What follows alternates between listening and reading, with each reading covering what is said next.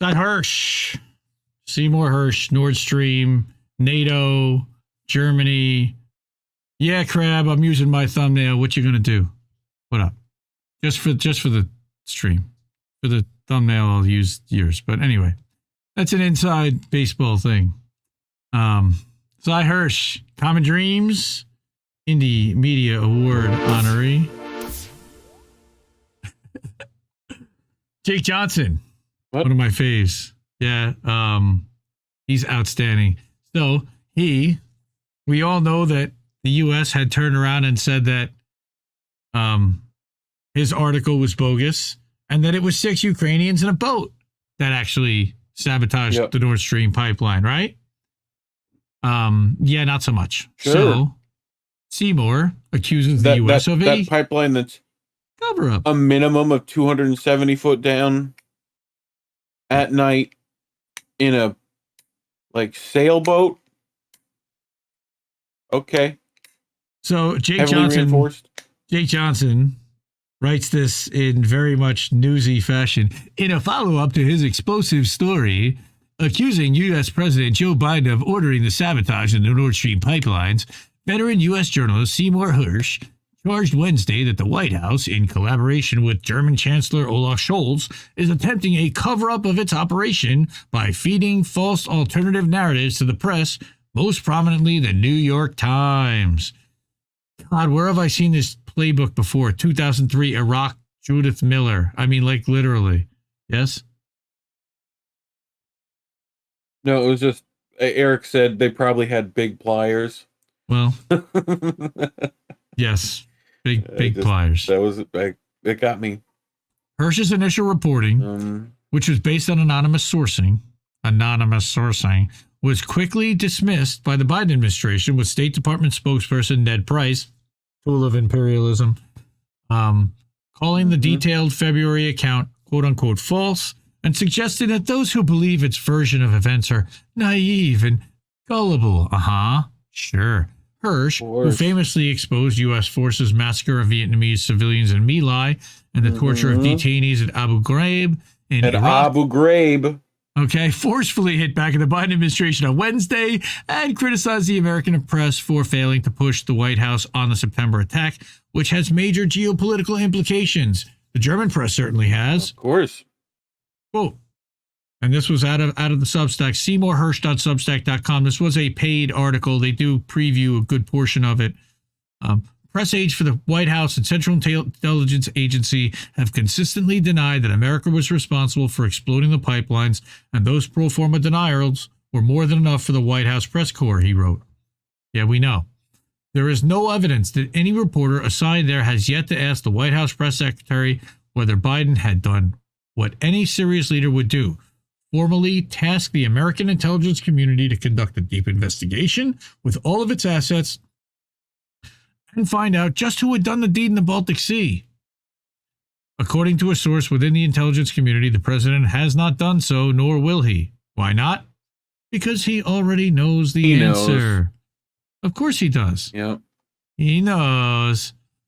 Officials from Norway, Germany, and Sweden told the United Nations last month that they're still investigating the explosions that severely damaged the Nord Stream pipelines, setting off an environmental nightmare and immediate speculation as to who was responsible. Of course it would. Such speculation is ongoing, with both official and unofficial probes attempting to determine the perpetrator. Go ahead. Do you remember recently a particular drone in a similar sea, very close to the borders of these countries? I think it was the same sea even. Yes. Do you remember the fleet we sent to go get that? Yeah. And how many divers it took to go get that? Okay. This one. Yeah. Okay. Yep. So compared to 6 guys in a Ukrainian dinghy. Yeah. So of course, the Nord Stream 2 pipeline, which Biden vocally opposed and never became operational as the German government put it on hold just ahead of Russia's invasion of Ukraine in February 22. It actually was operational. It never got certified to deliver gas but it actually was operational. It worked. They had it working. They chose not to turn it on at our insistence, our holding a gun to Germany's head. I don't know exactly how, but then we told Germany that we were going to allow them to buy $100 billion worth of weaponry and to remilitarize, and that was the prize that they got for allowing us to do this and for shutting the hell up. Germany got to remilitarize. In case nobody missed that, in case you missed that, I believe we covered that 1 year ago today, approximately. Yep. If you go back to the archives, Germany remilitarizing. This is probably a bad thing. Don't y'all watch Hollywood movies? We're always the good guys. That's right, screw Google. All right, so during a press briefing late last month, Ned Price, tool of imperialism, said that the U.S. is not a party to this investigation because there are countries on whose sovereign territory this attack occurred, and we're deferring it to them to conduct this investigation. Also because we control a lot of the funding that goes to that country, and they're going to do whatever we tell them anyway, but that's another story. On March 7th, nearly a month after Hersh published his report, the New York Times ran a story, also based on anonymous sourcing, alleging that new intelligence reviewed by U.S. officials indicates a pro-Ukrainian group carried out the attack on the Nordstream pipelines last year. Ukrainian government, of course, has denied any involvement in the attack, which means that it was an NGO or some kind of private citizen. Quote, I know who it was. I know who it was. Do you know who it was? It's Jimmy Dore. I just figured it out. Yep. It was Malcolm Nance. Oh. That's why they sent him back. That's what I'm saying. You know, he floats well in the water. Nice. Like, you know. U.S. officials said there was much they did not know about the perpetrators and their affiliations, notes the Times report, which makes brief mention of Hersh's story and quotes unnamed U.S. officials denying any Biden administration involvement. Well, of course they do. Quote, the disinformation professionals inside CIA understand that a propaganda gamut can only work if those on receiving are desperate for a story that can diminish or displace an unwanted truth.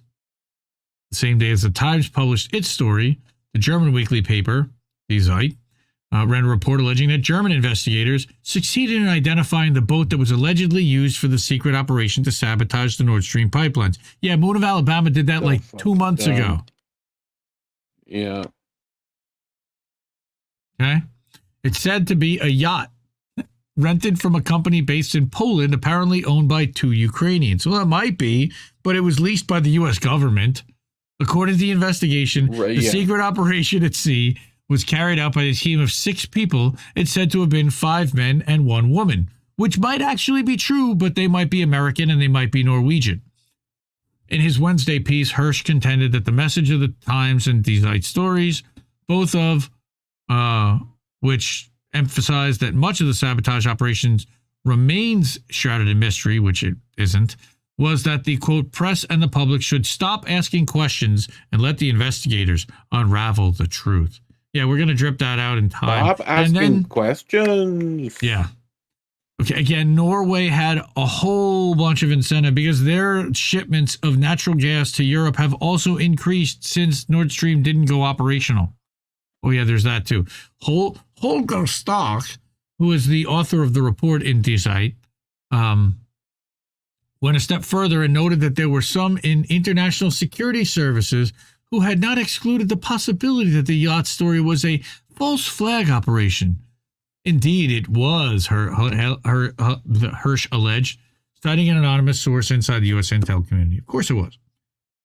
That source told Hersh that the yacht narrative, reported by Die Zeit, was a total fabrication by American intel that was passed along to the Germans and aimed at discrediting your story. Why? Because the German press actually picked up the Hersh story and it gained traction, and Scholz got some real shit. And the whole reason why he came to America in the first place was to sit down with Biden and basically tell him, look, man, I'm getting a lot of crap back home. You need to give me something. You need to give me some kind of cover story that explains how the hell this happened and that we're not responsible and that you're not responsible and somebody else who's responsible that can actually take responsibility that I can point to, because otherwise I got to point to you. Because right now everything points to you and to Norway, who is not, I don't believe they are technically part of NATO. They're not a NATO country. They're a NATO, like, I don't think so. But they've been, like, invited, kind of. It's weird, right?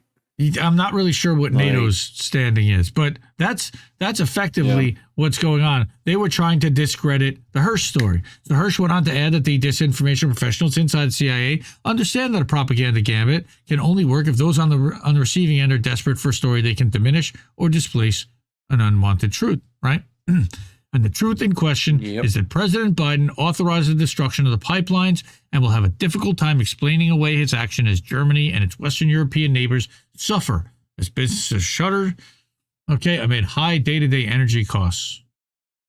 And that led to a further surge of natural gas prices, which is exactly the intended outcome from blowing up the pipelines in the first place.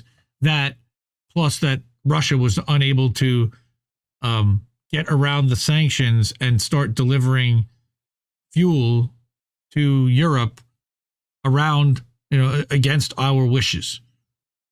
According to Hersh, the most telling evidence of the weakness of the Times reporting can be found in a podcast interview featuring Julian Barnes, who's one of the 3 reporters whose bylines appeared in the March 7th story. Julian. Frig off, Julian. What happened? Barnes told podcast host Michael Barbaro that, quote, we really know very little about the pro-Ukrainian group that the Times reporting alleges may have been behind the Nord Stream attack. Quote, this group remains mysterious, and it remains mysterious not just to us, but also to the U.S. government officials that we've spoken to. They know that the people involved were either Ukrainian or Russian or a mix. Come on, man. Really? They know that they're not affiliated with the Ukrainian government. Of course, plausible deniability. But they also know that they're anti-Putin and pro-Ukraine. Sure. In response, is Germany going to prosecute them? How do they find them? They don't know who they are. Oh, of course. All right. So, in response, if there was a guy we don't know. Maybe a woman. Hersh wrote the Times report. Right. The Times reporters in D.C. are at the mercy of the White House officials who had access to the intelligence. I mean, give me a break. But the information they received, he added, originated with a group of CIA experts in deception and propaganda whose mission was to feed the newspaper a cover story and to protect the president who made an unwise decision and is now lying about it. Hersh also alleged that while it remains an open question whether Scholz was aware of the planned pipeline sabotage in advance, my guess is that he was not. The German leader has been clearly complicit since last fall in support of the Biden administration's cover-up of its operation in the Baltic Sea. That's pretty obvious, yes, but I think that he was not involved and told beforehand, because he would have probably tried to stop it. So this was from Hersh's Substack. Quote, in early March, President Biden hosted German Chancellor Olaf Scholz in Washington. The trip included only 2 public events, a brief pro forma exchange of compliments between Biden and Scholz before the White House press corps, with no questions allowed, because they don't allow that really to Biden, and a CNN interview with Scholz by Fareed Zakaria, who didn't touch on the pipeline allegations. Dude, that is so fucking weak. You get an interview with the German chancellor and you don't ask him about the pipeline that blew up on his territory? CNN, garbage. Unplugged from corporate media, people.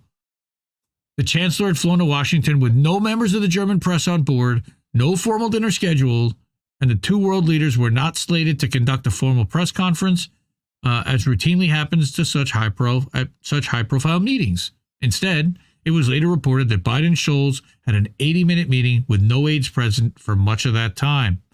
That's because Scholz was yelling at Biden, what the fuck are you doing? Wake up. Sleepy Joe, let's go. Citing an anonymous official with, quote, access to diplomatic intelligence, right? Well, then that's probably true because it's Hersh. Hersh wrote that certain elements in the CIA were asked to prepare a cover story in collaboration with German intelligence that would provide the American and German press with an alternative version of the destruction of Nord Stream 2. Dude, tell me how this guy isn't Blue Trump. Tell me alternative facts. Like they're literally using fucking Kellyanne Conway's language. Alternative facts. In the words of the intelligence community, Hersh continued, the agency was to pulse the system in an effort to discount the claim that Biden had ordered the pipeline's destruction. You mean to release a series of lies that might potentially muddy the waters and open question in an area where there should be no question whatsoever. Gotcha. Thank you. Jake Johnson, good stuff. Subscribe also, SeymourHersh.substack.com. He's an old man. I'm sure he could use your money. Also, he's probably on a fixed income, would be my guess.